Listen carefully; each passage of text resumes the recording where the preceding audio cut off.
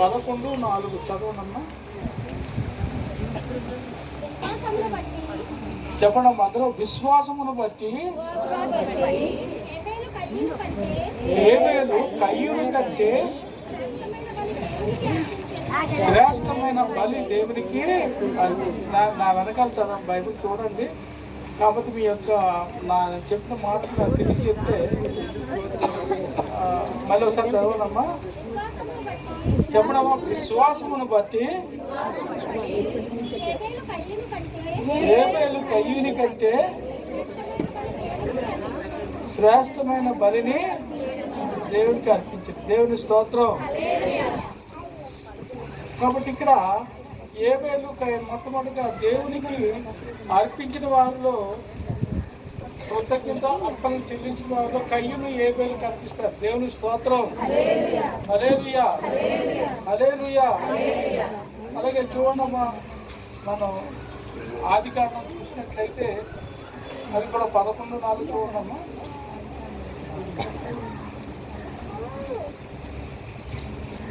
4:11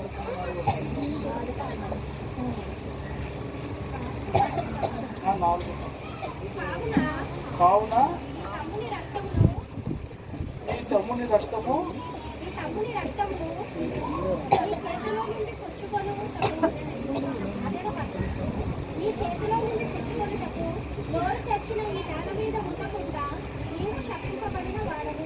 దేవుని స్తోత్రం. హల్లెలూయా. అదే 4:11. అయితే అక్కడ ప్రత్యేకించి అక్కడ మనకు చూడవలసిన వాక్యం ఏంటంటే, ఆదాముకి అవ్వకి 2 పిల్లలు పుడతారు. అదో కయ్యూను. దేవుని స్తోత్రం. అది చదవనమ్మా. కయ్యూను. అయితే కయ్యూను హేబేలు కూడా మరి అక్కడ చూసినట్లయితే, హేబేలు ఎవరమ్మా? గొర్రెల కాపరి. అయితే ఇక్కడ 2 వ్యక్తులు ఉన్నారు. 2 వ్యక్తులు కూడా వేరు వేరు పనులు చేస్తున్నారు. ఇక్కడ చూడండి, ఇక్కడ అందరూ చాలా మంది కూర్చున్నారు. మనం ఎవరన్నా చూసినట్లయితే ఎవరు కూడా ఒకే ప్రాంతం నుంచి వచ్చి, ఒకే ఇంటి నుంచి వచ్చి ఒకే పనులు చేసిన ఎవరు కూడా లేరు. ఎవరికి ఇష్టమైంది, ఎవరు చదువు, ఎవరి యొక్క పరిస్థితులు బట్టి ఒక్కొక్కరు ఒక్కొక్క పని చేశారు. దేవుని స్తోత్రం. హల్లెలూయా. అలాగే ఇక్కడ కయ్యూను హేబేలు ఒక ఇంట్లోనే పుట్టిన వాళ్ళు కాబట్టి 2 కూడా వేరు వేరు పనులు చేస్తారు. కయ్యూను ఏంటమ్మా? వ్యవసాయం చేసేవాడు అనమాట. కయ్యూను ఎవరండి?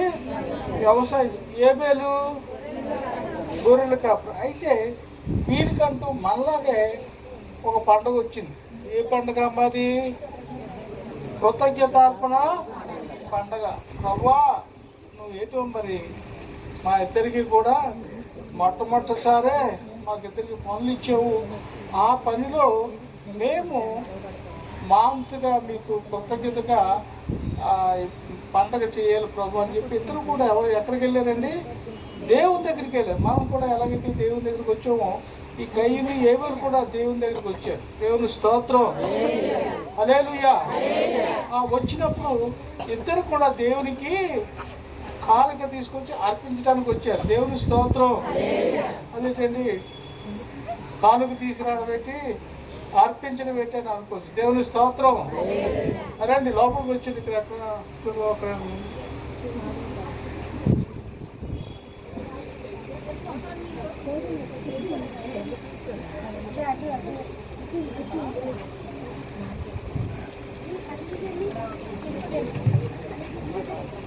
కుమారి గారు వచ్చారమ్మా.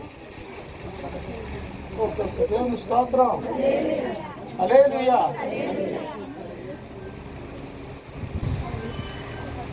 అయితే ఇక్కడ అండి వీళ్ళు 2 కూడా వచ్చారు. కయ్యూను వచ్చారు, తర్వాత హేబేలు. చూడండి, 2 మరి మనలాగే మనకున్న పరిస్థితిలాగే వాళ్ళు ఏం చేసేది? దేవుడికి అర్పణ అర్పించారు. మీలో ఎంతమంది ఈ ప్రకారంగా సిద్ధపడి దేవుని దగ్గరికి వచ్చారు? దేవుని స్తోత్రం. అంటే ఇక్కడ నా ఉద్దేశ ప్రకారంగా మెటీరియలిస్టిక్ కాకుండా, అంటే ఏదో ఒక వస్తువు తీసుకొచ్చి దేవుడిని పూజించడం అనే పద్ధతి కాకుండా ప్రతి ఒక్కరు కూడా వారి వారి హృదయాల్ని సిద్ధపరచు చేసుకొని వాళ్ళు ప్రభుకి సమర్పించే విధంగా ఎంతమంది సిద్ధపడి ప్రభు దగ్గరికి వచ్చారనేది మనకు ప్రాముఖ్యం. దేవుని స్తోత్రం, హల్లెలూయా. అయితే వాళ్ళు చాలామంది గుడికి వెళ్ళేటప్పుడు ఏమంటారు, ఏదో ఒక సామి చెప్తారు. ఏంటమ్మా, గుడికి వెళ్ళేటప్పుడు ఏం పట్టుకెళ్తారమ్మా? కొబ్బరికాయలాగా డైరెక్ట్గా మనం పువ్వు పుష్పం ఫలం ఏదంటారు తెలుసమ్మా? ఏదో పట్టుకెళ్ళండి అని అంటారు కదమ్మా. ఆకు చెక్కలని డైరెక్ట్ చెప్పరు, కానీ ఫలము పశువు ఏదో పట్టుకెళ్తూ ఉంటారు. అయితే మనం కూడా అలాగే దేవుడి దగ్గరికి వచ్చేటప్పుడు ప్రభు ఎవరికి లేటువంటి యేసు ప్రభులో ఉన్నది ఏంటంటే, మనం నేను తీసుకెళ్ళిన వస్తువులు బట్టి దేవుడు అక్కడ వాళ్ళని మయంపరచడు, కానీ వారి యొక్క హృదయము, జీవితం, బ్రతుకు అనేది ప్రభు దగ్గర తీసుకొచ్చి అక్కడ దేవుడు వాటిని ఆశీర్వదించినట్టుగా చదివి చూసారమ్మా. హెబ్రీయులకు రాసిన పత్రిక విశ్వాసం చెప్పడము ఇప్పుడు వాళ్ళిద్దరూ వెళ్ళారు. దేవుడు వారికి ఇచ్చిన పన్నుపాటు విషయంలో ఒకరేమో తీసుకొచ్చి, ఇదో నాకు నువ్వు నాకు పెద్ద ఏ కలెక్టర్ ఏ ఇంజనీర్ ఏది చేస్తాను అనిపించి నన్ను చేసావు. ఏం చేసావు? ఏం చేసిందమ్మా? వ్యవసాయం చేసిన రైటింగ్ చేసావు కాబట్టి నాకున్న దాంట్లో తీసుకొచ్చాను. కానీ ఏబేల్ అయితే ఏం చేశాడండి, నువ్వు నాకు గొర్రెలు ఇచ్చావు, ఆ గొర్రెల దాంట్లో తీసుకొచ్చి ఇచ్చావు. కానీ ఇక్కడ తేడా ఎక్కడ వచ్చిందంటే, ఏదో విశ్వాసం బట్టి ఏం చేశాడండి, ఏబేలు కయ్యను కంటే ఇదేంటి నువ్వు శ్రేష్టమైన బలి అంతా ఇదేంటో నాకు అర్థం కావట్లేదు. ఇక్కడ కూర్చున్న వాళ్ళందరూ కూడా, అమ్మ మీరు వచ్చారు, బాగానే వచ్చారు, ఏంటమ్మా దేవుడి దగ్గరికి వచ్చారు, రకరకాలుగా ఏవో వండుకొని తెచ్చుకొని తీసుకొచ్చారు. మీరు తీసుకొచ్చిన వాటిని బట్టి కలిగిన దాంట్లో మేము తీసుకొచ్చాము, వాటిని బట్టి నువ్వు మాకు విశ్వాసాన్ని ఆ కొలమానం చూస్తే మేము ఎక్కడ నీకు దొరుకుతాం ప్రభు అన్నట్టుగా అక్కడ కయ్యను ఏబేలు కూడా చూసినట్టుగా మనం చూసాం. దేవుని స్తోత్రం, హల్లెలూయా.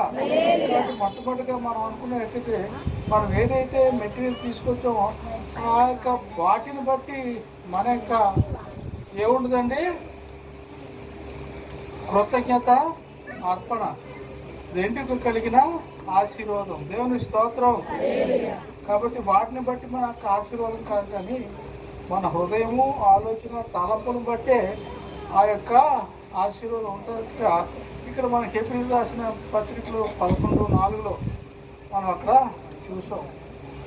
ఎలాగంటే విశ్వాసమును బట్టి కయ్యను కంటే ఏబేలు శ్రేష్టమైన బలి దేవుడికి అర్పించింది. దేవుని స్తోత్రం. శ్రేష్టమైన బలి ఎక్కడ ఉంటుంది, ఎలా ఉంటుంది నాకైతే తెలియదు అన్నట్టుగా ఏబేలు అన్నాడు, కయ్యను అన్నాడు. మరి అది ఆ పరిస్థితులన్నీ చూసి ఇక నేనెక్కడ తీసుకొని నాకు కలిగింది ఏదో నేను చూసాను తీసుకొచ్చాను అంటే అక్కడ ఉంది. దేవుని స్తోత్రం. కానీ ఇక్కడ దేవుడు ఏం చేస్తే శ్రేష్టమైన నేను చెప్పండమ్మా.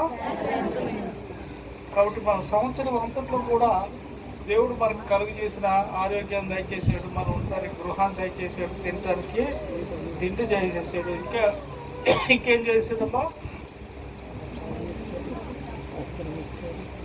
కావలసిన పరిస్థితులన్నిటి కూడా ఇది నా పక్కింటోడు, నా ఎదురింటోడు, వెనక ఉంటాడు, ఈ రోజు నాకు కనబడటానికి లేరు.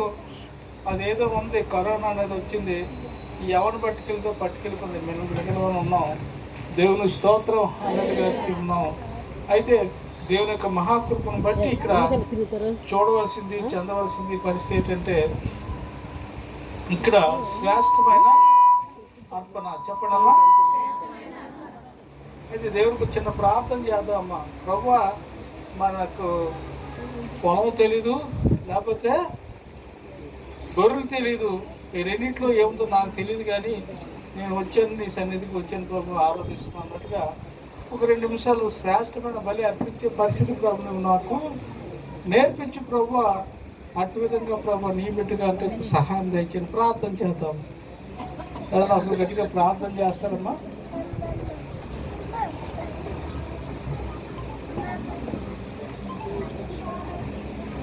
కేవలం దేని గురించి కాదు కాకుండా ఇక కయ్యను ఏబేలు దేవుడు మన ముందు పెట్టాడు.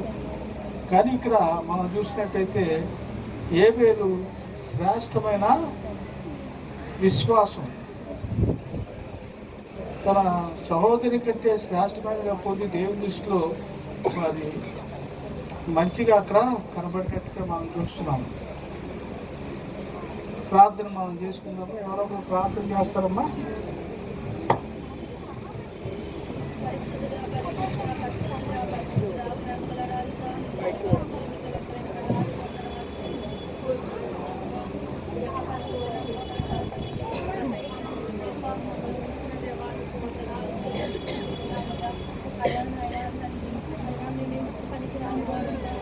ప్రభువానికి వందనాలు, దేవానికి వందనాలు అయ్యా. ఈ రోజు నాయన తండ్రి కృతజ్ఞతార్పణ పండుగగా నాయన మేము నాయన జరిపించుకొని చూడగా ప్రభువా, అసలు అర్పణ అనేది అంటే ఏమిటో నాయన ప్రభు నీవు తెలియజేస్తున్నావు. ప్రభువా నీకు వందనాలు అయ్యా. మేమేదో నాయన పులి తెచ్చి వండి తెచ్చి నాయన చేసేది కాదు ప్రభువా, నీకు అర్పించే అర్పణది కాదు నాయన.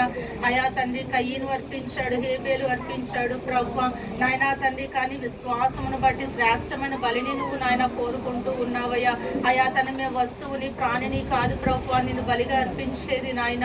అయా మా యొక్క హృదయాలను నాయన మేము అర్పించడానికి సహాయం దయచేయండి అయ్యా. అయా నువ్వు కోరుకున్నది కూడా అదే కదా ప్రభువా. మేము శుద్ధీకరించబడి ప్రభువా పరిశుద్ధాత్మతో నాయన తండ్రి మీ యందు మేము నిలబడడానికి సహాయం దయచేయండి అయ్యా. అయా నాయన తండ్రి యోబు తన బిడ్డల కోసం ప్రతి దినము నాయన బలి అర్పించేవాడయ్యా. అయా ఒకవేళ మనసులో వారు ఏమైనా తలుచుకుంటున్నారేమన్న అనుమానంతో నాయన అయా నాయన మేము చేస్తున్న పనులు మాకు తెలిసినప్పటికీ ప్రభువా నీకు శ్రేష్టకరముగా నాయన తండ్రి మేము అర్పించలేకపోతూ ఉన్నామయ్యా. మా యొక్క హృదయాలను మా యొక్క జీవితంలో ప్రభువా అయా దయచేసి నాయన తండ్రి నాయన హేబేలు ఎట్టి విధముగా నాయన విశ్వాసముతో నాయన నీకు అర్పణ అర్పించి ఉన్నాడయ్యా. అయా తండ్రి అటువంటి జీవితంలో మాకును దయచేవా నాయన. ప్రభువా నీకు వందనాలు అయ్యా. విరిగి నలిగిన హృదయాలే కదా అయ్యా నీకు ఇష్టమైన బలి అయ్యా. అటువంటి హృదయాలతో నీ యొక్క సన్నిధానానికి రావడానికి మా అందరికీ యోగ్యతను దయచేయవా ప్రభువా. అయ్యా నిజమైన అర్పణ ఏంటో మాకు తెలియజేసావు ప్రభువా నీకు వందనాలయ్యా. అయ్యా మా జీవితాంతము వరకు అది మేము కొనసాగించడానికి సహాయం దయచేయండి అయ్యా. అబ్రహాం అయితే తన కుమారుడని ఏకైక కుమారుడని ఇస్సాకును బలిగా అర్పించడానికి కూడా వెనుకాడలేదు ప్రభువా. అదే నేనైతే నాయన వెనకంజ వేస్తానేమో ప్రభువా. కానీ నాయన ప్రభు అబ్రహాం అలా చేయలేదు నాయన. నీ మీద భారం వేసి నాయన తన యొక్క కుమారుణ్ణి నాయన ప్రేమగల కుమారుణ్ణి ప్రభు అర్పణగా అర్పించడానికి తీసుకువెళ్ళి ఉన్నాడు ప్రభు. అయ్యా అటువంటి గొప్ప జీవితములు గొప్ప విశ్వాసం మాకు దయచేయండి. ఆ విశ్వాసం ఉంటే గొప్ప కార్యములు మేము చూస్తామని ప్రభు నీవిచ్చిన వాగ్దానములు మేము పట్టుకోవడానికి సహాయములు దయచేసి నాయన తండ్రి వచ్చిన వారందరూ నాయన తండ్రి వారి యొక్క హృదయాలకు కావలసిన ఆదరణ కలిగిన మాటలను నాయన పట్టుకొని వెళ్ళడానికి సహాయములు దయచేయండి. వారి యొక్క జీవితంలో మార్చమని వేడుకుంటూ దైవదాసుని బట్టి వచ్చిన ప్రతి ఒక్క మాట మా యొక్క జీవితాల్లో నెరవేర్చమని వేడుకుంటూ నా ఇచ్చిన ప్రార్థన మీ యొక్క పాద సన్నిధికి చేర్చుకోమని యేసు దివ్య నామమును బట్టి వేడుకుంటూ ప్రార్థిస్తున్నాము నా తండ్రి. ఆమేన్.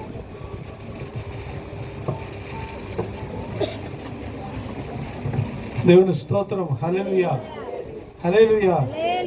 కాబట్టి మా కయ్యూను ఏబేలు వారు ప్రథమంగా ఆదాము పుట్టిన బిడ్డలాగా మనం చూస్తున్నాము. చూసుకునే సమయానికి మరి అక్కడ కయ్యూను ఒక అర్పణ తీసుకొచ్చాడు. మరి అక్కడ ఏబేలు కూడా తన అర్పణ తీసుకొచ్చి ఇచ్చాడు. తీసుకొచ్చినప్పుడు దేవుడు ఏబేలు యొక్క అర్పణ అక్కడ మనకి కనిపించినట్టుగా మనం చూస్తున్నాం. దేవుని స్తోత్రం. కదా అక్కడ మనము ముందుగానే చెప్పాను అమ్మ వాళ్ళు ఇచ్చే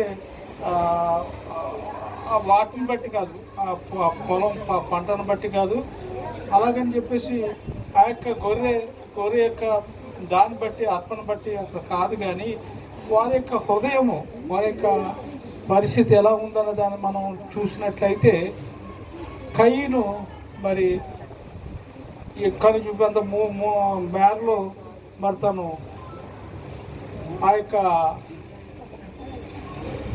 పంట వేసేయడము, అక్కడికి కొంత పంట తీసి ఈ దేవునికి అని చెప్పేసి అది తీసుకొచ్చి తను దేవుడి దగ్గర అర్పణగా అర్పించాడు. దేవుని స్తోత్రం.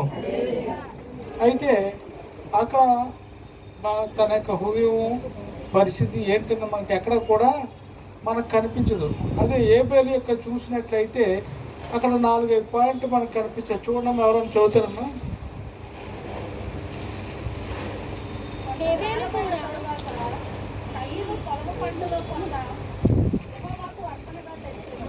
కయ్యను ఉన్నట్లయితే ఏదో కొంత పంట పొలంలో కోసి అక్కడ తీసుకొచ్చి ఇచ్చేసారన్నమాట. దేవుని స్తోత్రం. ఏ పని అయితే ఏం చేసేవి చూడండి అమ్మా. చూడండి అక్కడ తను మందలో ఏంటమ్మా, మందలో తొలిచూలు కేవలం ఒకటే కాదండి, మంద ఎంత ఉంటుంది, వాటికి పుట్టిన తొలిచూలు ఎన్ని ఉంటాయి. దేవుని స్తోత్రం. అంటే మనం చూసినట్లయితే మరి ఏబేలు ఏదో ఒక మేకను తీసుకొచ్చి తొలిచూలు ఇచ్చేలేదండి. అనేక రకాలుగా మేకలు ఉన్నాయి.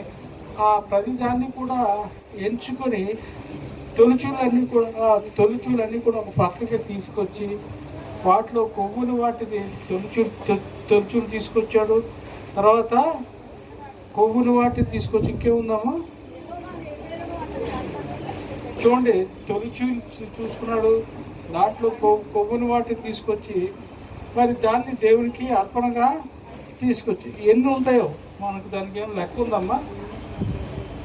తొలిచూలని ఎన్ని మేకలు ఉన్నాయో, అందులో కొవ్వైనవి అన్ని ఎన్ని ఉన్నాయో తనకున్న ఆ యొక్క సెలక్షన్ అంటే చూసామా. మనం ఎవరు కూడా ఎక్కడ కూడా వెళ్ళిపోయి మాంసం కొట్టుకెళ్ళి ఏదైతే బాగుంటుందో బాబు ఏదో తిచ్చేదా అని చెప్పేసి ఒక కేజీ మాంసం కొట్టేసి ఇచ్చేది అంతేగా. బాగుంది బాగుంది అన్నీ కూడా చక్కగా ఉంది, ముద్రలు కాకుండా లేకపోతే అన్నీ కూడా చూసుకుని మనం కొంటూ ఉంటాం. దేవుడి స్తోత్రం. అయితే నేను మామూలుగా తినేవాడు కాదు, కానీ నేను ఎవరి దగ్గర తీసుకెళ్తున్నానండి, దేవుని దగ్గరికి ఇస్తున్నాను. దాంట్లో దేవుడు దేని కోరలేదు కానీ నన్ను కోరాడు. కాబట్టి నన్ను కోరినప్పుడు నేను ప్రత్యేకింపబడిన వాటిని నేను ఇస్తానన్న ఉద్దేశానికి దేవుడికి ఒక ప్రత్యేకత కలిగి ఉన్నాను. అలాగే కూడా మనం కూడా మన వ్యక్తిగత జీవితంలో ఏదైతే ప్రెషస్గా ఉంటుందో, ఏదైతే బాగుంటుందో, ఏదైతే చక్కగా ఉంటుందో, ఏదైతే అది దేవుడిని నేను దాన్ని ఏం చేయగలుగుతానండి, ఇంప్రెస్, దాన్ని ఏముంటుందమ్మా తెలుగులో ఇంప్రెస్ చేయగలిగి ఉంటాను అన్నమాట. ఇంప్రెషన్ అంటే ఇచ్చిన వెంటనే సంతృష్టి పడడం. చక్కగా చెప్పాడు. అయితే ఇచ్చిన వెంటనే అమ్మ చాలా మంచి ఇచ్చారు, చాలా చక్కగా ఉంటుంది, ఎంతో ఉంది. అలాగా దేవుణ్ణి మనం ఏం చేయగలిగి ఉండాలంటే సంతోషపడడం లేదు, సంతృప్తి. మనం చూడండి, ఉదయమే తెల్లారుజానే 4 గంటలకో 3:30కో ఆ టైంలో లేచి మనం ప్రార్థన చేసాం అనుకోండి, దాంట్లో మనకి ఏముంటుందండి, ఏముంటుందమ్మా, అది ప్రత్యేకం. ఈ టైంలో నేను ఎవరు డిస్టర్బ్ చేయరు, నేను ప్రార్థన చేస్తే నా దేవుడికి నాకుంటే నా మనసులోకి ఎవరు రాదు, ఇప్పుడు నన్ను ఎవరు కూడా డిస్టర్బ్. కానీ ఇలాంటి టైంలో నేను ప్రార్థన చేస్తే నా ప్రార్థన ఎవరు ఉంటారండి, దేవుడు ఉంటాడు. ఆలకించి నువ్వు ఆ ప్రత్యేకత అప్పుడు చూపించేటప్పటికి ఆ ప్రార్థన ఎవరు ఆలకిస్తారండి, దేవుడు ఆలకిస్తాడు. దీంట్లో నీకు చాలా కొన్ని విషయాల్లో నువ్వు ప్రత్యేకింపబడి దేవుని కొరకు నా సమయాన్ని దేవుడికి ఇస్తున్నావు కాబట్టి దేవుడు దాన్ని చూసి మరి దేవుడు ఎంతగానో నీ ప్రార్థన సమస్యను కూడా ఆలకించి. అలాగే ఇక్కడ ఏబేలు కూడా మరి తొలిచూలు చెప్పడమా, తొలిచూలు తర్వాత రొబ్బింది, తొలిచూలుది రొబ్బింది ప్రత్యేకింపబడి దాన్ని దేవుడి దగ్గరికి తీసుకొస్తాడు. ఇప్పుడు తన భుజం మీద ఎక్కడ మోసుకుని వస్తున్నాను అనుకోండి, కానీ ఏ విధంగా ఫీల్ అవుతాడు, నా యొక్క అర్పణ దేవుడు తప్పనిసరిగా ఏం చేశాడండి, అంగీకరిస్తాడు. దేవుని స్తోత్రం. నా యొక్క అర్పణ చూడు. మరి ఎంతోమంది ఇక్కడికి వచ్చాం, కానీ మనం ఇంటికి తెలిసి వచ్చేటప్పుడు ఇక్కడ కూర్చున్నప్పుడు ఎవరన్నా అనుకున్నారా నేను దేవుని సన్నిధికి వెళ్తున్నాను కాబట్టి నేను వెళ్ళేటప్పటికి నా ప్రార్థన, నేను చేసే పరిస్థితి అన్నిటి కూడా నా దేవుడు ఏం చేస్తాడు? అంగీకరిస్తాడు. దేవుని స్తోత్రం, హల్లెలూయా. అలాగా ఒక చక్కటి దేవుని సంతృప్తి పరిచే విధంగా ప్రభు దగ్గరికి మనం ఏం తీసుకురావాలమ్మా? మన యొక్క అర్పణ తీసుకొని రాగలిగి ఉండాలి. దేవుని స్తోత్రం, హల్లెలూయా. దేవుడు గత సంవత్సరం కృతజ్ఞతార్పణ పండుగ నుంచి ఈ సంవత్సరం వరకు దేవుడు అనేక విధాలుగా అనేక రకాలుగా దేవుడు నన్ను ఎంతగానో కాచి కాపాడాడు, సమృద్ధిగా చేశాడు. నాకు అన్ని విధాలుగా దేవుడు నాకు విలువైంది ఇచ్చాడు. దేవుని స్తోత్రం, హల్లెలూయా. కాబట్టి వాటన్నిటి బట్టి కూడా దీని యొక్క సెలక్షన్ దేవుని సన్నిధిలోకి వెళ్ళేటప్పుడు మన హృదయము, మన జీవితము, మన పరిస్థితి, మన ఆలోచనలు, మన హృదయ తలంపులు దేవుని సన్నిధిలో పెట్టేటప్పుడు ఏ ప్రకారంగా ఉంది. కాబట్టి ఇక్కడి నుంచి వెళ్ళేటప్పటికి ఎంతో చక్కటి కాన్ఫిడెన్స్గా వెళ్ళగలిగి ఉండాలి. ఎస్, నేను వచ్చాను, ప్రార్థన చేశాను, నా ప్రార్థన దేవుడు ఆలకించాడు, దానికి తగినట్టుగా ప్రతిఫలాన్ని దేవుడు నాకు అనుగ్రహిస్తాడు అనే యొక్క పాజిటివ్ మైండ్ ఇక్కడి నుంచి వెళ్ళగలిగే రకంగా మనం ఉండాలి. దేవుని స్తోత్రం. మన మనసే బాగోలేదు, మన పరిస్థితే బాగోలేదు. అరెకరం పోసేసి ఒక 10-15 బస్తాలు తీసుకొచ్చి మూల పడైతే దాంట్లోనే దేవుడు ఉంటాడని మనం అనుకోవడం ఎట్టి పరిస్థితులు తప్పనుగా ఉన్నట్టుగా ఉంటుంది. దేవుని స్తోత్రం, హల్లెలూయా, హల్లెలూయా. కాబట్టి ప్రభునందు ప్రియమైన దేవుని బిడ్డలారా, ఇక్కడ వీరి యొక్క అర్పణ కానీ అప్పటికే కొన్ని దినాల్లో, కొన్ని క్షణాల్లో తన ప్రాణం పోయింది. తన ప్రాణం పోయి తన యొక్క రక్తం ఆ యొక్క మట్టిలో పడిపోతే అది ఎవరు మొరపెడుతుందండి? దేవునికి మొరపెడుతుంది. దేవుని స్తోత్రం. కాబట్టి మన యొక్క రక్తం కూడా దేవుని ఏం చేస్తుందమ్మా? మొరపెడుతుంది. దేవుని స్తోత్రం. ఇక్కడ రక్తం కూడా ఏమవుతుందండి? మాట్లాడుతుంది, మొరపెడుతుంది. దేవుని స్తోత్రం. అట్టి విధంగా ఇక్కడ మనం చూసినట్లయితే ఏబేలు కూడా, ప్రభు నువ్వు నాకు న్యాయం తీర్చువా, నేను నా అర్పణ విషయంలో ప్రభు నేను ఎంతగానో చేశాను అని చెప్పేసి మొదలుపెడితే అప్పుడు దేవుని పక్షంగా దేవుడు ఎవరు ఎంచుకున్నాడండి? ఇక ఏబేలు ఎంచుకొని ఏబేలు పక్షంగా దేవుడు ఆ యొక్క కయ్యంతో వాద్యం ఆడుతున్నట్టు కదా. వాద్యం అంటే ఏంటంటే దెబ్బలాడుతున్నాడు. న్యాయం తీసుకున్న నా కుమారుడు నేను సెలెక్ట్ చేసుకున్నాను, తన అర్పణ నేను అంగీకరించాను. కాబట్టి అతని అర్పణలో ఎంతో ప్రత్యేకత ఉంది. కాబట్టి ఈ దిన తన అన్యాయంగా అతను చంపబడ్డాడు, భూమి మీద పడున్నాడు. తన యొక్క రక్తం ఏమవుతుందండి? నాతో మాట్లాడుతుంది. అతని న్యాయం తీర్చుకున్నట్టుగా ఏబేలు యొక్క రక్తం కూడా ఏమవుతుందండి? మరి దేవుని స్తోత్రం, హల్లెలూయా. మనం కూడా చాలాసార్లు అనుకోవచ్చు, నేను నా పక్షంగా ఎవరు లేరు, ఏం చేస్తాడు అనుకో. కానీ న్యాయ విషయంలోనూ అనేక రకాల విషయంలో మన యొక్క రక్తం భూమి మీద పడవచ్చు. కాబట్టి మనందరూ ఇతని పని అయిపోయిందా అని అంటారు. కానీ మన రక్తం కూడా ఏం చేస్తుంది? దేవునికి మొరపెట్టి నీకు న్యాయం తీర్చే వరకు కూడా మరి అదే రకంగా కూడా మన దేవాదేవుని యొక్క మనందరి కొరకు ఆయన ఏం చేసేదండి? ఆయన రక్తాన్ని మన కొరకు చిందించారు. కాబట్టి ఆ చిందింపబడిన రక్తము మనమందరం కూడా పరలోక రాజ్యానికి వెళ్ళే వరకు కూడా అది మన పక్షంగా ఏం చేస్తుందండి? దేవుని దగ్గర మొరపెడుతున్న విజ్ఞాపన చేస్తూ మొరపెడుతూ ఉంటుంది. దేవుని స్తోత్రం, హల్లెలూయా, హల్లెలూయా. కాబట్టి ప్రభునందు ప్రియమైన దేవుని బిడ్డలు, ఇదైనా కృతజ్ఞతార్పణ పండుగ. ఈ అర్పణలో మరి ఏబేలు యొక్క రక్తము ప్రభు సన్నిధికి వచ్చింది. కాబట్టి విశ్వాసం మూలంగా దేవుడు అక్కడ తీర్పు తీర్చి ఏబేలు యొక్క అర్పణ అక్కడ దేవుడు ఏం చేసేటంటే అనేకులకు సాక్షిగా మహిమాటగా దేవుడు అర్పణను అంగీకరించినట్టుగా మనం చూస్తున్నాం. కాబట్టి మన యొక్క వ్యక్తిగత పరిస్థితులను మనం దేవుడి దగ్గర తీసుకొచ్చే ప్రతిదీ కూడా ఏవాలండి? దేవుని సన్నిధిలో అంగీకరించి దానికి జవాబుగా దేవుడు నీకు ప్రతిఫలాన్ని దయచేసే దేవుడిగా మనకు ఉండాలని మనం చేస్తున్నాం. దేవుని స్తోత్రం, హల్లెలూయా. మనకి ఒకటే తెలుసు, మేలు పొందడమే తెలుసు, కానీ తిరిగి కృతజ్ఞత తెలియజేయడం మనకి చేతగా. దేవుని స్తోత్రం, హల్లెలూయా. హల్లెలూయా. కాబట్టి మనం కూడా ఎప్పుడైతే మన జీవితంలో మేలు పొందిన వెంటనే దేవుని దగ్గర ఆ అప్పు ఏం చేయాలండి, తీర్చేసుకోవాలి. ఏ అప్పు? మేలు పొందిన అప్పు. దేవుని స్తోత్రం.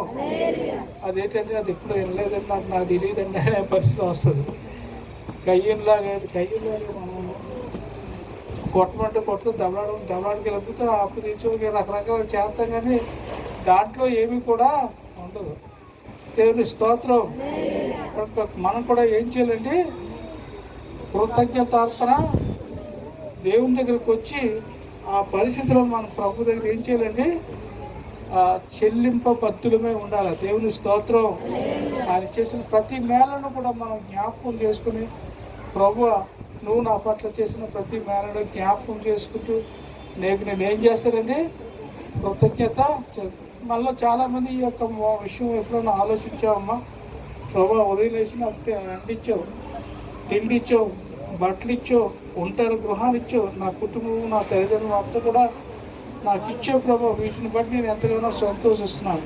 కాబట్టి ఈ విషయంలో నువ్వు సంతోషం కలిగి దేవుని దగ్గర నువ్వు కృతజ్ఞత తెలియపరచలేని పరిస్థితులు ఉంటే దేవుడు ఇంకా ఇచ్చేది మేలే దేవుడికి ఎలాగ ఇవ్వగలుగుతాడమ్మా.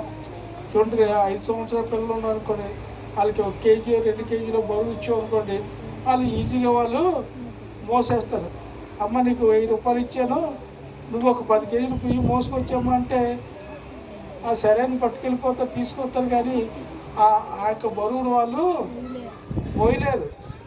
చాలామంది తెలిసి ఉంటుంది ఎలా వస్తారు తీసుకోరు అంటే, డబ్బులు తీసుకురాదు ఏమి లేదు, నువ్వేటం చేసావని మనకు నోటుకు వచ్చినట్టుగా తిడతాం, కానీ ఆలోచించం ఎలాగా ఆ పరిస్థితులకి మోసి తిరిగి తీసుకొస్తావా రాదని. అలాగే మనం కూడా ఒక చిన్న విషయం దేవుడు మనకు అనుగ్రహించిన మనం తిరిగి దానికి కృతజ్ఞతగా ప్రభు సన్నిధిలో మనం తెలియజేయనప్పుడు, అమ్మ నీకు నాకు ఇంకా ఎక్కువ ఇవ్వాలని ఇంట్రెస్టే, కానీ నువ్వు దాని యొక్క బరువు, దాని యొక్క ఎత్తు, దాని యొక్క లోతును కూడా నువ్వు కృతజ్ఞత తెలియని పరిస్థితిలో ఉన్నావు. కాబట్టి చిన్న విషయంలో నువ్వు కృతజ్ఞత తెలియజేయనుకుంటే మరి ఎక్కువగా బరువునిచ్చి నీకు కావాల్సిన సమస్తాన్ని కూడా అనుగ్రహించి, కాబట్టి ఎప్పటికప్పుడే మనం ఏం చేయాలండి, కృతజ్ఞతని సెటిల్ చేసుకోవాలి. ప్రభావ నీకు వందనాలు, అదిగో ప్రభావ నువ్వు నాకు ఇచ్చావు, నీకు వందనాలు, నీకు వందనాలు, ఇగో ప్రభావ ఖచ్చితంగా నిక్కచ్చిగా ప్రభావ నేను నీకు కృతజ్ఞత తెలియజేసే పరిస్థితి ప్రభావ నువ్వు నాకు తెలియజేయండి అని చెప్పేసి అడుగడుగున అనుక్షణం కూడా మనం ఏం చేయాలి, దేవుని సన్నిధిలో దాన్ని మనం క్లియర్ చేసుకుంటూ దేవుని సన్నిధిలో మనం ప్రభుని సంతృష్టిగా మనము ఏ పేలు వలె తను కొవ్వుంది, తర్వాత ఇంకోటి ఏదండి తొలిచూరుది, ఒకటి కాదు శ్రేష్టమైంది ఏదమ్మా విశ్వాసం కలిగి.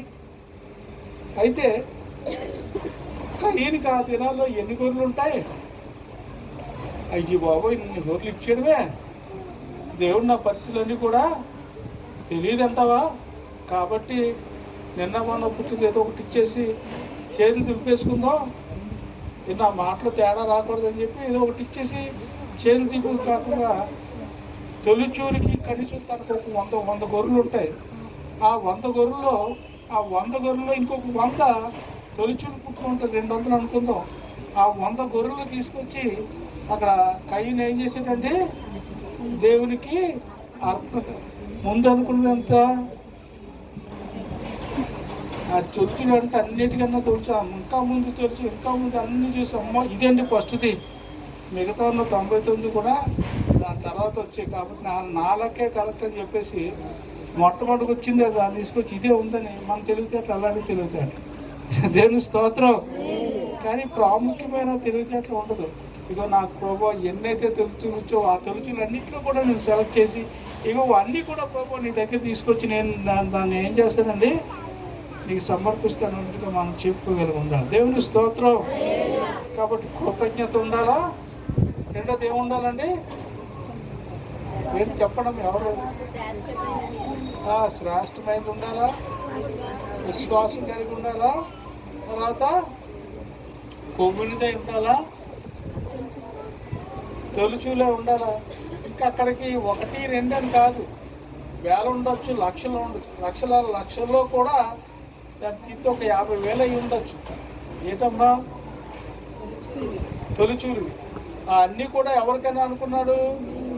దేవునికి అనుకున్నాడు. నా లెక్కలో మాత్రం ఎప్పుడు కూడా దేవుని దగ్గర తప్పు చేయదు. నేనన్నా తప్పు చేయొచ్చు, కానీ నా దేవుడు మాత్రం ఎప్పుడు కూడా తప్పు చేయడు. నా యొక్క లెక్కలన్నీ కూడా కరెక్ట్గా ఉండాలి దేవుని సన్నిధిలో. దేవుని స్తోత్రం. హల్లెలూయా, హల్లెలూయా. అప్పుడు అంత పర్ఫెక్ట్గా ఇచ్చినప్పుడు దేవుడు ఏం చేస్తాడంటే నీ యొక్క అర్పణ, నీ యొక్క అన్నీ కూడా దేవుడు ఏం చేస్తాడండి? అంగీకరిస్తాడు. దేవుని స్తోత్రం. హల్లెలూయా, హల్లెలూయా. ఇంక నేను ఎక్కువగా చెప్పదలుచుకున్న టైం ఎంతేందమ్మా? 12. దేవుని స్తోత్రం. హల్లెలూయా. ఇంకొక 10 నిమిషాలు చెప్పి నేను ఆపేస్తాను. హల్లెలూయా. ఇక్కడ రెండవదిగా మనం చూసినట్లయితేనమ్మా, చూడండమ్మా, ఇక్కడ లూకాసు వార్త 17వ అధ్యాయము 11 నుంచి 19 వరకు చదువుదాము. లూకాసు వార్త. ఆయన యెరూషలేమునకు ప్రయాణం వెళ్తూ సమరయ గలిలయ మధ్య వెలుచుండెను. ఆయన ఒక గ్రామంలోనికి వెలుచుండగా, చెప్పండమ్మా, 10 మంది కుష్ఠరోగులు. అందరూ చెప్పాలా? 10 మంది కుష్ఠరోగులు ఏమినో ఆయనకు ఎదురుగా వచ్చి దూరంగా నుంచి యేసు ప్రభువా కరుణించుకొని కేకలు వేసింది. నేను వెళ్ళి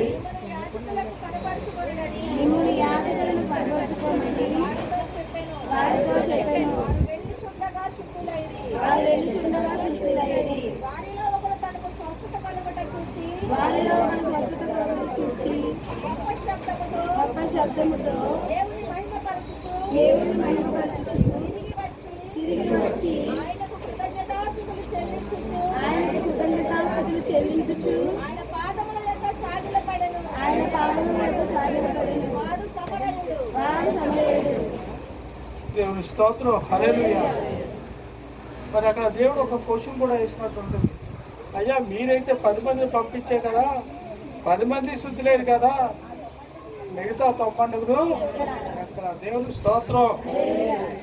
హల్లెలూయా. అమ్మ, నా ప్రశ్న కూడా ఏంటంటే, మీరు ఒకళ్ళుగా ఉంటారా లేకపోతే 90లో ఉంటారా? మీరు ఇప్పుడే డిసైడ్ చేసుకోండి. మరి దేవుడు ఒకళ్ళు రావట్లేదే, ఎవరిని అడుగుతున్నామ్మా? 9 మందినే దేవుడు అక్కడ సెలెక్ట్ చేసామా, మిగతా 9 మంది ఏది అని అన్నారు. ఒక్కలన్నీ నువ్వు వచ్చే బాగానే ఉంది, మిగతా 90. చూడండి, విషయానికి వస్తే ఇక్కడ యేసు ప్రభు వారు గ్రామంలోకి వెళ్తుంటే అక్కడ ఏం జరిగిందండి? 10 మంది కుష్ఠరోగులు స్వస్థపడుతుందని. చూడండి, అక్కడ ఫస్ట్ ఆఫ్ ఆల్ ఎవరి వ్యాధి ఎవరికి వాళ్ళు తెలుసుకొని ఆ వ్యాధి బాగు చేయమని అనడం, అరిచేటప్పుడు కూడా సరైన అనగలగండి. ఎవరు దారిని పోతున్నాడో అంతే ఉపయోగం కాదు. కానీ ఈయన యేసు ప్రభు, ఆయన ఎలాంటి దేవుడు అండి? స్వస్థపరిచే దేవుడు. నాకనేది రోగం ఏదైతే ఉందో ఆ యొక్క రోగాన్ని ఆయన మాత్రమే ఉండాలి. మిగతా వాళ్ళందరూ కూడా రూల్స్ మాట్లాడారు. అక్కడ నిధులు మనం ఓట్ వేసినట్లు మనం చూసినట్లయితే ఈ యొక్క కుష్ఠరోగులను పాలెం వెలుకుంటారు. ఒకటి వాళ్ళు వెనకతల వాళ్ళ యొక్క అడుగులో మిగతా వాళ్ళు ఎవరు కూడా అడుగు వేయకుండా వాళ్ళ వెనకతల ముళ్ళ కంచి కట్టుకోవాలా. అంతేగాని వాళ్ళు వెళ్ళేటప్పుడు నేను అపరిస్థితిని తప్పని కూడా కేకలు అయ్యాలా. కేకలు వేస్తూ ఇక్కడ మెల్లోను మన ఒక పుట్టలాంటి కట్టుకొని తన అమ్ము కూడా బయటకు వేయకుండా దాంట్లోనే వేయగలుగుండి అందరూ కూడా వెళ్ళిపోయిన తర్వాత కూడా పొరపాటు కూడా నేను వెళ్తున్నప్పుడు ఎవరైనా వస్తే వెంటనే అతను ఏం చేస్తారండి, రాళ్ళతో కొట్టి చంపారు. అంత గొప్ప పనిష్మెంట్ అన్నమాట. అలాంటి పరిస్థితుల్లో నుంచి ప్రభు మా పరిస్థితి ఇది. సరసంగా జనాలు ఏం చేస్తారు, ఆ పరిస్థితులు ప్రభావాన్ని స్థితిగతులన్నీ కూడా మర్చిపోతారు. ఏం చేస్తారండి, మర్చిపోయి ప్రభావం మమ్మల్ని స్వస్థపరచు, నువ్వు ఎక్కడి నుంచి వచ్చావు, నీ పరిస్థితి ఏంటి, నేను జనాలందరూ కూడా నిన్ను ఎలాగా ఏడ్చుతున్నారు, కాబట్టి ఈ సమయంలో నిన్ను అలాగే స్వస్థపరచడం అవసరమా? ఒకవేళ నేను స్వస్థపరిస్తే నీ పరిస్థితి ఎలాగుంటుంది, నువ్వు దేనికి యోగ్యంగా జీవించగలుగుతావు అని కూడా అక్కడ ఉండదని అక్కడ దేవుడు ఏం చెప్పాడంటే, నువ్వు వెళ్ళి యాజకులను ఇక్కడ ఏంటంటే యాజకులు ఏంటంటే అతని రోగం వచ్చినప్పుడు కూడా యాజకుల దగ్గర అదే బాబు నీకు పలానా రోగం ఉంది కాబట్టి ఆ రోగానికి ఎవరి దగ్గర నువ్వు వెంటనే పలానా అలాగే వెళ్ళిపో. ఎక్కడికి వెళ్ళిపోదండి, పాలు ఊరు పెట్టుకెళ్తే ఇంకెవరికి కూడా కనపడకూడదు. వాళ్ళ పొరపాటున నీ యొక్క వ్యాధి నీకు ఎక్కడ తగ్గుంటుందేమో అని చెప్పి ఊరు నీకు కూడా ఆహారం చూడండి. కరోనా టైంలో ఎవరికైనా ఫుడ్ పెట్టాలన్నా వాళ్ళు పీల్చే గాలి, వాళ్ళు పీల్చే పరిస్థితులు ఎక్కడ దూరంగా పెట్టి వాళ్ళు వెళ్ళిపోతూ ఉండేవాళ్ళు. అప్పుడు అది తీసుకుని వాళ్ళు తింటూ ఉండేవాళ్ళు. ఆ పరిస్థితి కూడా మనం చూసేవాళ్ళు. ఎంతమంది చూసేయాలమ్మా కరోనా కనీసం పక్కింట్లో కూడా ముందుగానే మాట్లాడుకునేవాళ్ళు. బాగున్నామమ్మా, ఎవరికైనా అనారోగ్యం వస్తే ఒకరి తర్వాత ఒక ఆహారాన్ని పంచివ్వాల. వాళ్ళు లెక్క ముందే వీళ్ళు వండేసి ఆ గుమ్మం దగ్గర పెట్టేసి వెళ్ళిపోయేవారు అన్నమాట. వాళ్ళ లెక్కనే అక్కడ దాంట్లో కాగితం రాసి పలానా ఈరోజు పలానా తీసుకొచ్చి పెట్టాడు, అమ్మ చాలా థ్యాంక్స్ అమ్మ నాకు ఉన్నా అని చెప్పేసి అలా తిని చేసేవారు. మన ఆ పరిస్థితి కూడా చూసాం. అంతకన్నా భయంకరంగా ఉండేది ఆ దినాల్లో. లెపర్స్ వచ్చిన వాళ్ళు ఊరు బయట ఉండాలా, వాళ్ళు ఎక్కడో దూరంగా పెడితే వాళ్ళు తీసుకెళ్ళి తినేసి వెళ్ళిపోయేవారు. వారిని సొసైటీకి వెళ్ళిన బయటికి వాళ్ళకి కారుగా వెళ్ళకూడదు, వెనకాల కంచి కట్టుకుని వెళ్ళాలి. వాళ్ళ అడుగులు ఎవరిని మట్టకూడదు, దాన్ని చేయడం చాలా భయంకరమైన పరిస్థితి. అలాంటి పరిస్థితుల్లో అలాంటి స్థితిగతులు ఉన్న ఆయన్ని అయ్యా మీకు వెళ్ళి అయ్యో కరుణ మీద యేసు ప్రభు మమ్మల్ని కరుణించి మనం కేకైనా అయ్యా మీకు వెళ్ళి యాజకుడికి దేవుని స్తోత్రం. ఇక్కడ యేసు ప్రభు వారు అయ్యే నువ్వు బాగు చేశాను ఇక నువ్వు వెళ్ళిపోయావు అని అలాంటి మాటలు ఎక్కడ కూడా అనలేదు. కానీ నువ్వు వెళ్ళి నువ్వు యాజకుడికి కనపరుచుకోమన్నారు. అయితే వీళ్ళు అందరు కూడా బయలుదేరారు, అందరు కూడా వెళ్ళారు. మధ్యదారిలోకి వెళ్ళినప్పుడు ఒక్కొక్క పరిస్థితి ఉన్నప్పుడు అసలు మాకు ఈ పుష్పం ఉందని చెప్పిన వాళ్ళు ఎవరు, మాకు అసలు నేనే లేదు కదా, మేమెందుకు వెళ్ళాలి అన్నట్టుగా ఎవరు వెళ్ళిన వాళ్ళు వెళ్ళిపోయారు. కానీ ఒకే ఒక వ్యక్తి గ్రహించి ఇది నన్ను బాగు చేసినది ఎవరండి, దేవుడు బాగు చేశాడు. కాబట్టి ఎవరైతే బాగు చేశారో వాళ్ళ దగ్గర తిరిగి వెళ్ళాలని చెప్పేసి ఆయన కూడా ఆ యాజకుడి దగ్గరికి వెళ్ళలేదు. కానీ పరమ యాజకుడైన యేసు ప్రభు దగ్గరే ఆయన నుంచి నేను ఎక్కడికి వెళ్ళిపోతాను, నేను యాజకుడికి దగ్గరికి వెళ్ళాను మంచిగా చెడ్డ లేదని చెప్తాడు. కానీ బాగు చేయగల శక్తి ఎవరిలో ఉందండి, ఈయన పరమ ఎవరండి, ఈయన యాజకుడు. యాజకులు అందరికంటే ప్రధాన యాజకుడు. కాబట్టి నేను ఆయన విడిచిపెట్టి నేను ఎక్కడికి వెళ్తాను, ప్రభా నువ్వు కొట్టినా తిట్టినా ఏం చేసినా సరే ప్రభా నువ్వే నా యొక్క ప్రధాన యాజకుడు అని చెప్పి వచ్చి ఆ యేసు ప్రభు వారి యొక్క పాదం ప్రభా నువ్వు కేవలం మీ యొక్క యాజకుడికి చూపించుకోండి అన్న మాటలోనే ఏముందండి, ఏముందమ్మా చెప్తారా ఏముందో, స్వస్థత ఉంది. దేవుని స్తోత్రం. ఈయన అంత కన్ఫర్మ్గా చెప్పాడంటే నేను తిరిగి యాజకుడి దగ్గరికి వెళ్ళాలంటే ఆ రాళ్ళు కొట్టి నన్ను చెప్తారు, నేను అలా వెళ్ళలేను.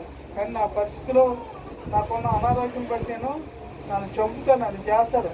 కాబట్టి అంత గొప్ప పరిస్థితి. కానీ నాకు ఈ రోజున ఈ పరిస్థితులు రావటానికి నాకు ఎవరండి, దేవాది దేవుడే నాకు ఆ స్వస్థత ట్రై చేశాడు. వాళ్ళు ఏమన్నా చేయండి, కరుణామయుడా ఏంటండి? నన్ను కరుణించు యేసు ప్రభా. అందరు కూడా ఒకసారి గట్టిగా మాట్లాడతామా?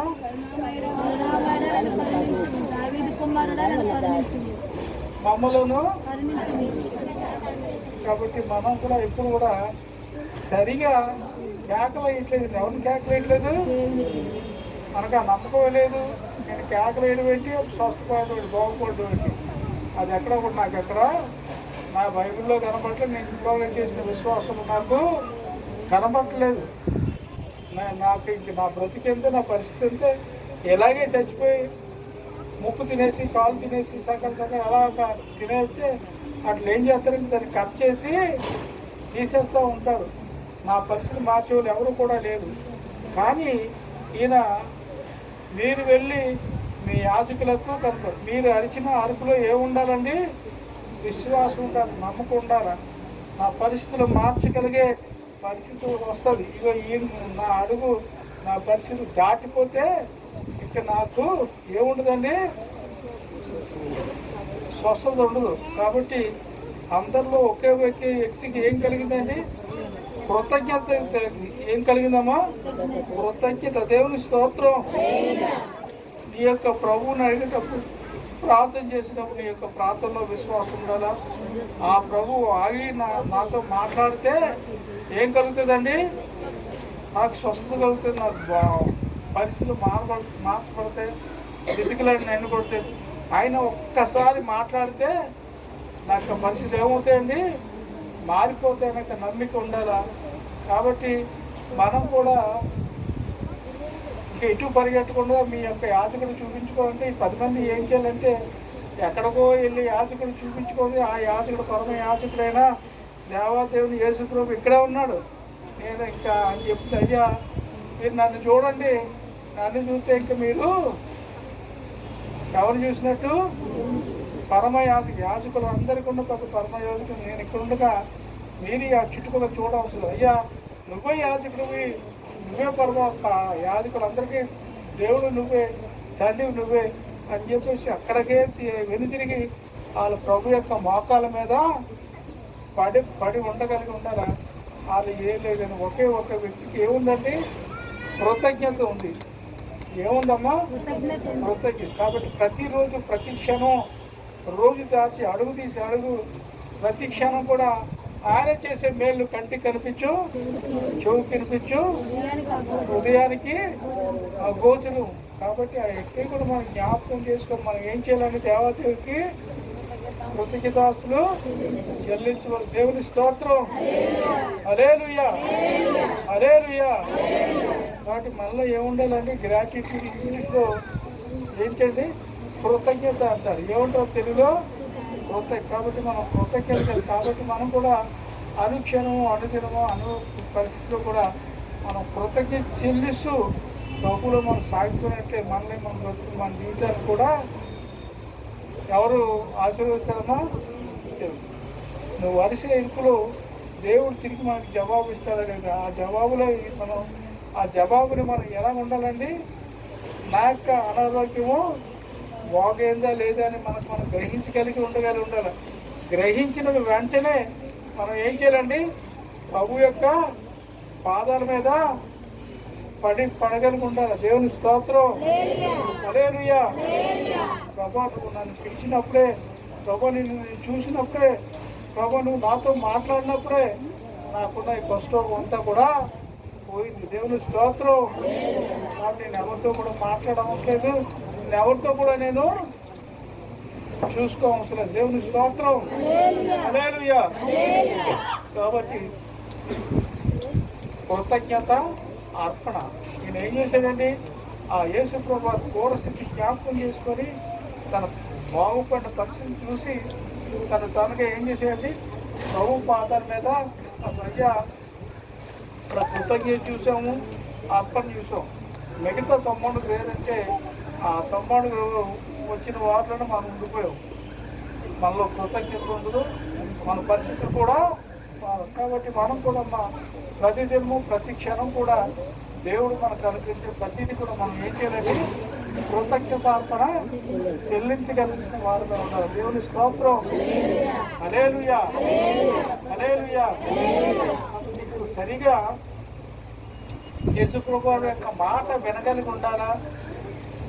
దాంట్లో ఉన్న స్వస్థతను నువ్వు ఏం చేయాలండి? పొందుకునే పరిస్థితిలో ఉండాలి. దేవుని స్తోత్రం. హల్లెలూయా. దాన్ని పొందుకొని సంపూర్ణమైన విశ్వాసంతో దాన్ని ముందుకెళ్ళి వెళ్ళగలిగినట్లయితే కృతజ్ఞతార్పణ చేసుకోగలుగుతాం. దేవుని స్తోత్రం. మనం కూడా అట్టి పరిస్థితులు ఆనందంగా ఉండాలని ప్రభు పేట విజ్ఞాపన చేస్తాం. దేవుని స్తోత్రం. కాబట్టి ప్రతిదినము ప్రతి క్షణం కూడా కృతజ్ఞతార్పణ చేయగలిగి చేసేగలిగి ఉండే పరిస్థితులు మనం ఉండగలిగి ఉండాలి. దేవుని స్తోత్రం. అందుకు కూడా ప్రత్యేకించి కళ్ళు మూసుకుంటూ చేతితో ప్రార్థన చేద్దాం. మరి ఓల్డ్ టెస్ట్మెంట్లో మనం చూసినట్టుగా కయీను ఏబేలు యొక్క పరిస్థితులు దేవుడు మరి ఆయన అంగీకరించి అక్కడ మనం గ్రహించినట్టుగా మనం చూస్తున్నాం. రెండవదిగా 10 మంది కుష్ఠరోగులు